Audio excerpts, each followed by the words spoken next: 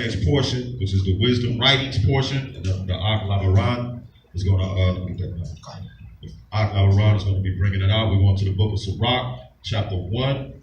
We're going to go 1 through 8. All right, the book of Sirach and your Apocryphas, chapter 1, verses 1 through 8. Hallelujah. So Sirach or Ecclesiasticus in your Apocrypha on page 71. All right, chapter 1, verses 1 through 8.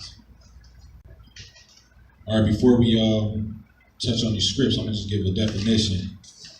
So it's Hokwan in Hebrew, that's modern. So wisdom, from the verb hakam, to be wise. Real quick, can anybody tell me what a verb is? Mom Dukes in the back? Action. Okay, so if y'all did not know, Hebrews, we are people of action. Period. Love is an action. Wisdom is an action. Commandments are to be applied. Action. Everything is an action. So we're not just talking. We got to do what we're saying. Okay, so it says to be wise is the ability to consistently judge correctly according to time, place, person, and situation. Keep that in mind. Go ahead, what you got for me? The book of Sirach, chapter 1 and verse 1. All wisdom comes from Yahweh and is with him forever. Who can number the sand of the sea, the drops of rain, and the days of eternity? Is there anyone in here right now that can number the rain? One person. Not nobody, right? All right, let's keep going. We know these Romans try to do it this year. We got 30 inches of rain this year, right? They tried, right? And then hear the Most High be like, oh, for real? All right, 15 more inches tomorrow. That's right. Measure that. Right. Verse 3. Who can find out the height of heaven and the breadth of the earth and the deep? Has anyone been to the bottom of the ocean here? Anyone been to the highest heaven here? Y'all know how many heavens it is? All right, keep going. God. And the deep and wisdom. Wisdom has been created before all things, and the understanding of prudence from everlasting. The word of Yahweh of the Most High is the fountain of wisdom, and her ways are everlasting commandments. So the word of the Most High is the fountain of wisdom. So if you're looking for that water that'll quench your thirst, this everlasting thirst you may have for wisdom, understanding, and knowledge, you're gonna have to be in the word. And the Most High has it where you can't just come across this information and and you just got it like that. You're gonna have to study. You're gonna have to apply certain things. You're not even gonna learn until you apply it. It's almost like Mr. Miyagi, wax on, wax off. You find out you know how to fight. It's kind of like that sometimes, When I first came into the truth and I was keeping Shabbats, it was difficult. Over time, I asked my wife, I disappear on y'all on the Shabbat so fast and go to sleep. I love it, huh? 6 o'clock come, the sun go down, get off work. Everybody good in the house? Oh, I'm gone. I'm somewhere asleep. I'm knocked out. I'm studying.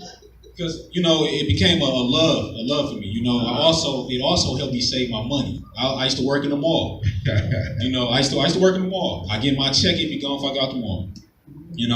But it helped me say, let me set the money to the side. My son, his first day came around, I thought of what I really need to do with it, etc. It helped grow me up, matured me. It may not be the same for y'all, but the Shabbat will teach you things, law will teach you things as you go. And then just to speak on what you were saying, like the experience of this word, like you read a lot. We go through the law and you read certain things within the law, what we are to do and what we are not to do. In order for you to gain that wisdom, you have to go through certain experiences. And we had to do that. Some of the lessons we had to learn was hard body, you know what I'm saying? But it gave us the experience of what Yahweh's law is about. And that wisdom comes in by applying his word. Absolutely. Verse 6. To whom has the root of wisdom been revealed? Or who has known her wise counsels? Unto whom has the knowledge of wisdom been made manifest? And who has understood her great experience? There is one wise and greatly to be feared, Yahweh sitting upon his throne. So the Most High is the one passing out this knowledge. He is the one giving everybody the understanding on how to maneuver in just everyday life. Wisdom is his character. If I could ask y'all, what would your character, if you could detach yourself from your character, have your character go out and represent you to handle different tasks, how would it get done? Would your character be, real attitude? Or is your character humble? You understand what I'm saying? Is your character wise to handle situations a certain way? That's how the Most High's character is. His character delegates. It goes forward before him, taking care of things wisely how he would. You understand what I'm saying? It's a complete order. Okay? And we're going to read up on someone who actually received the gift of wisdom. Does anybody know who I'm talking about? Or go ahead. Yep. Close, but not, no. Close, but no cigar, brother. King Solomon? King Solomon. So we're going to read up a story of King Solomon. Go to 1 Kings chapter 3 and verse 5. We'll start there. 1 Kings chapter 3 and verse 5. In Gibeon, Yahweh appeared to Solomon in a dream by night. And Yahweh said, ask what I shall give you. And Solomon said, you have shown... Stop right there, real quick. I mean to interrupt y'all here. All right, if the Most High came to y'all right now and asked you, if anything you want, I'll give it to you, what would y'all say? And be honest, y'all. I want to hear what y'all got to say. What? $1 million, what? I was going to be like, let me get that mega billion, that $1.6 billion they just hit. What would you ask? Free groceries, free gas, stuff like that, right? Go ahead, Elder in the back, Elder Jimmy. Salvation. Hey, all right, well, there you go. Okay. Because yours. Go ahead, you Mark. Baby, your mom. Baby, Mark. Go ahead. Righteousness. Righteousness. Wisdom and riches. Wisdom and riches. Okay. You want the package deal? You need assistance? Go ahead. Guidance and patience. Guidance and patience. And see, this is good stuff. Good stuff. Okay, let's see what Solomon asked for. Verse 6. And Solomon said, you have shown unto your servant David, my father, great mercy, according as he walked before you in truth and in righteousness and in uprightness of heart with you. And you have kept him, and you have kept for him this great kindness, that you have given him a son to sit on his throne as it is this day. And now, O Yahweh, my Elohim, you have made your servant king instead of David, my father. And I am but a little child. I know not how to go out or come in. And your servant is in the midst of your people, which you have chosen, a great people that cannot be numbered nor counted for multitude. Give therefore your servant an understanding heart to judge your people, that I may discern between good and bad. For who is able to judge this, your great people? Listen to that. As a king, his wisdom was in trying to understand how to properly judge the Most High's people.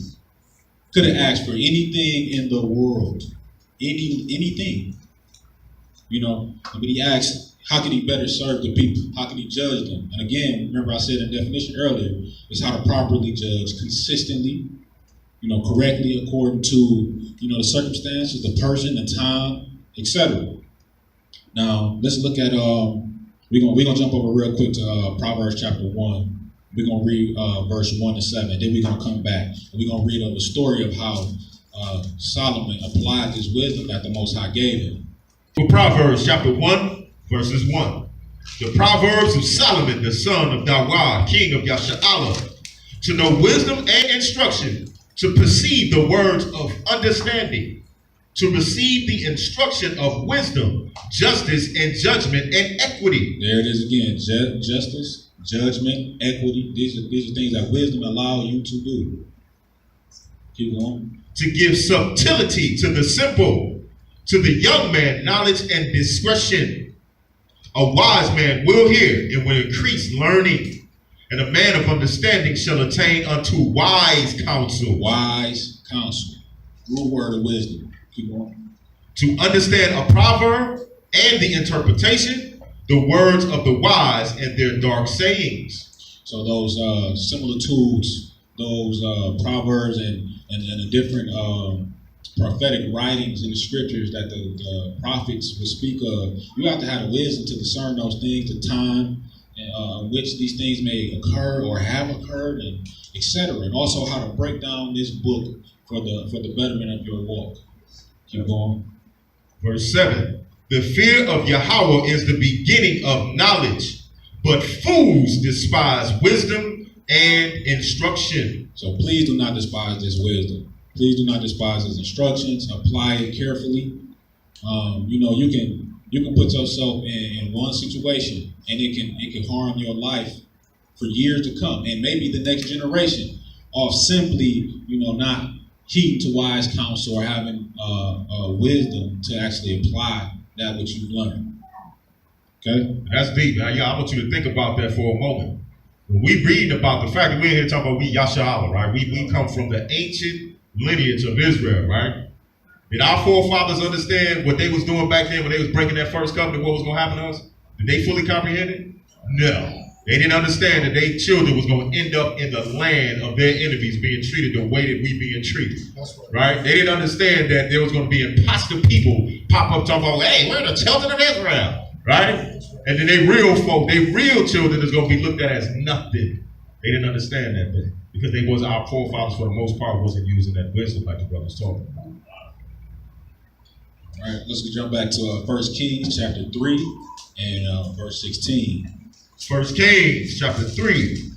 We'll pick it up at verse 16. Then came there two women that were harlots unto the king, and stood before him.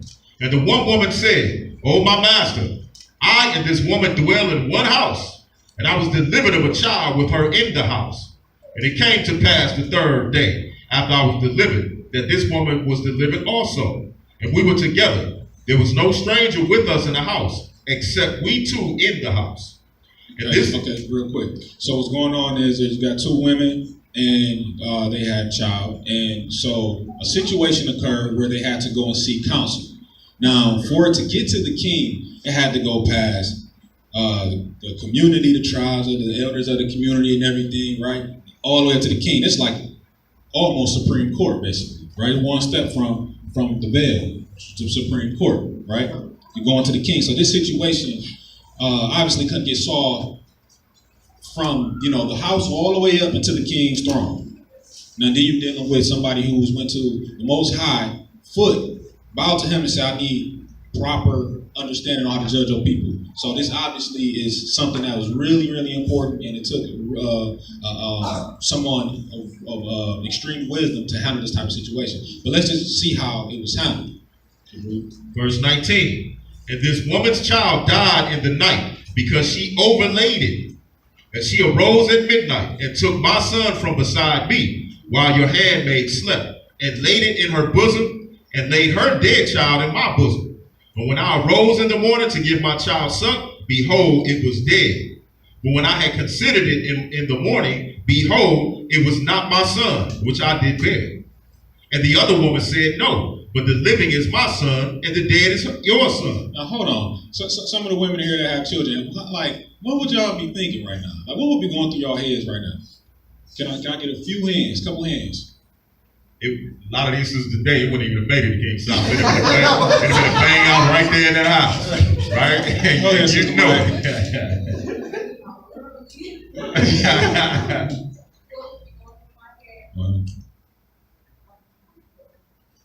See, I mean, it's honest, right? Yeah. That's a hard thing to deal with, right, y'all? You wake up and this lady traded her son off, and you don't know what happened. You don't know what's going on, right? And I know that's the thing. I'm looking at my wife right now. She got the look on her face, Man, because look, when you look at that verse 21, it says she considered it in the morning. So in other words, she looked at that baby in the light, like, wait a minute, this ain't my baby right here. What is this? Man, that got to be crazy, right? All right, let's continue reading on to see how King Solomon handled this. All right, verse 23. No, Sirach, I was in the middle of verse 22. And this said, no, but the dead is your son, and the living is my son. Thus they spake before the king. Then said the king, the one said, this is my son that lives, and your son is the dead. And the other says, no, but your son is the dead, and my son is the living. And the king said, bring me a sword. And they brought a sword before the king. And the king said, divide the living child in two, and give half to the one and half to the other. All right, now, what would y'all be thinking now? So you woke up, that ain't your son, now the king about to chop him in half. What's going on? How y'all feeling? Verse 25. And the king said, divide the living child in two, and give the half to the one and half to the other. Then spake the woman whose the living child was unto the king, for her bowels yearned upon her son. And she said, O my master, give her the living child, and in no wise slay it. But the other said, let it be neither mine nor yours, but divided. And let me tell you that I have not read that yet. So. That's because this is a living book.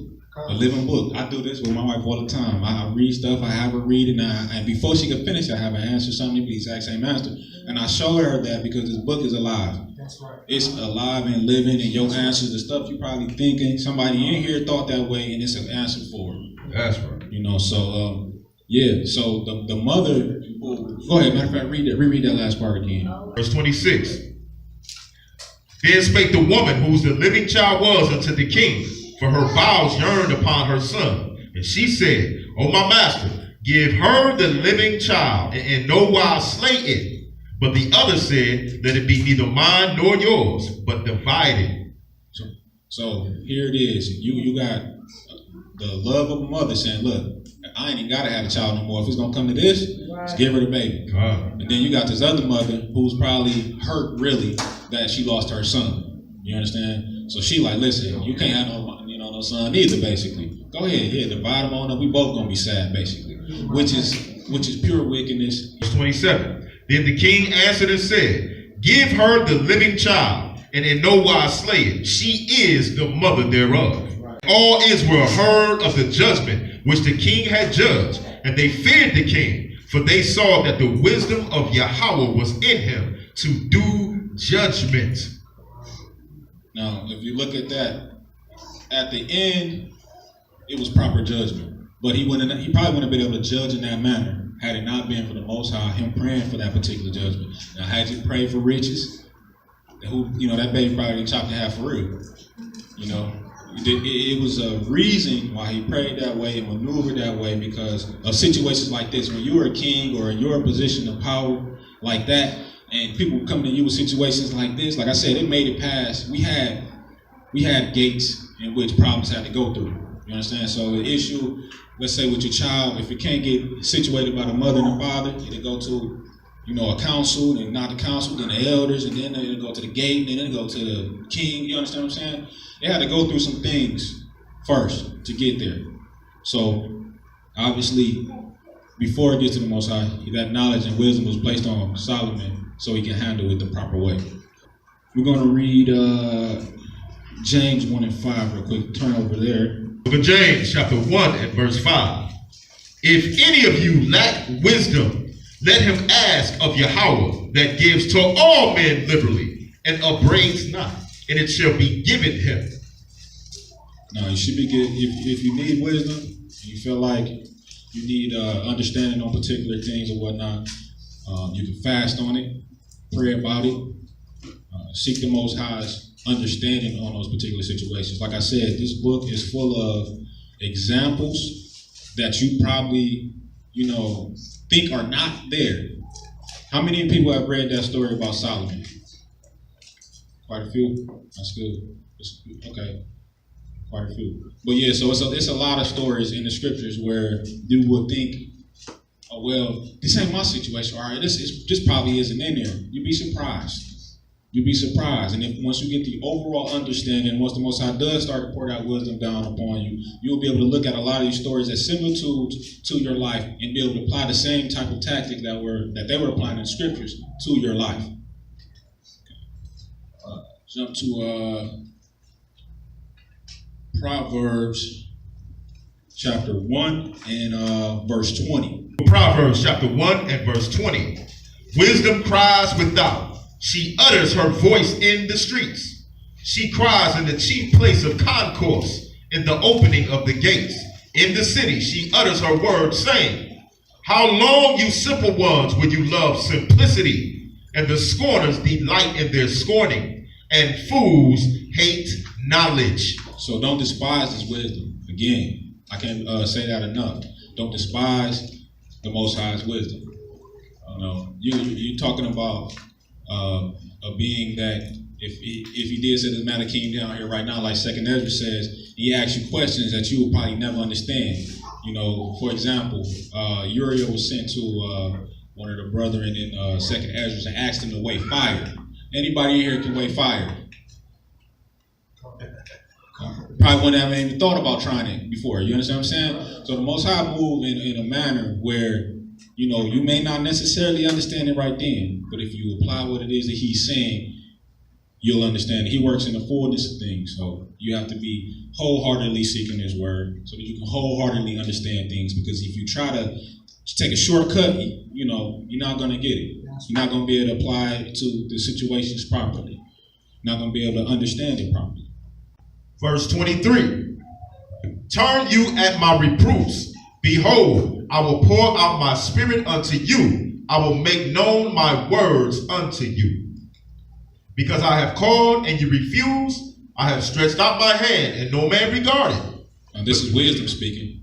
She stretched out her hand and basically nobody reached out to say, here, I'll take this wisdom. So again, hold on tight to this. Hold on tight. There's going to come a time where this wisdom not going to be flowing like you think it is. A lot of people study off the internet and all that. Look, it's going to come a time. Ain't going to be no internet. Ain't going to be no YouTube. It's not going to be none of that. It's going to be hard to come across a book if they start burning these books. You understand what I'm telling you? That's right. So hold on fast. And when you think about that, that's a very deep statement that you made, because that time is coming. You read the book of Amos, it's going to be that famine of the word, right? Our brothers going to be going looking to and fro, north, south, east, and west for that word. It's going to be hidden. You understand? So the thing is, like you said, we got to apply our hearts to this. Let this be a part of us. They're going to be looking. You understand? Come.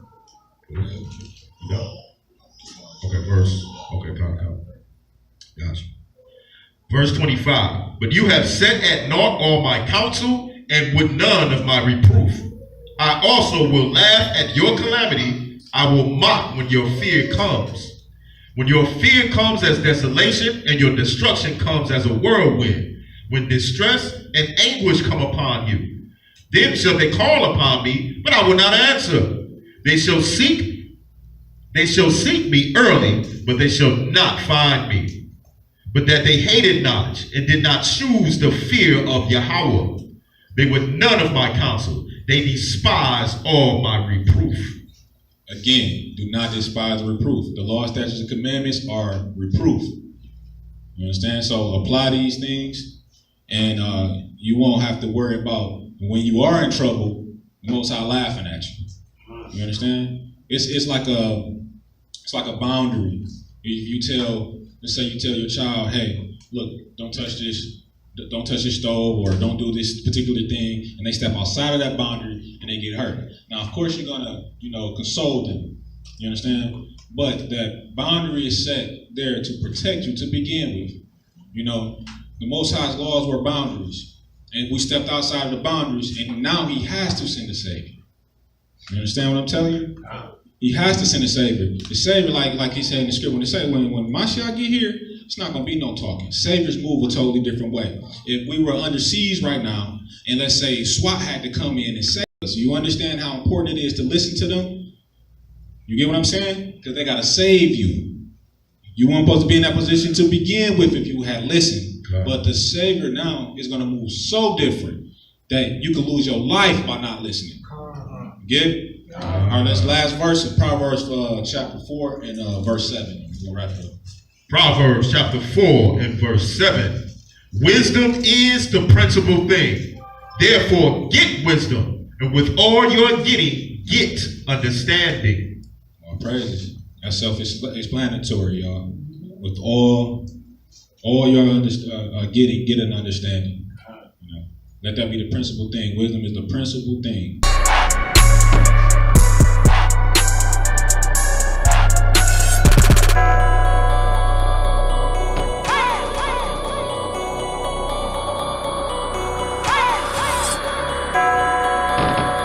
Truth is our dogma. We believe it to be man's greatest weapon against the devil.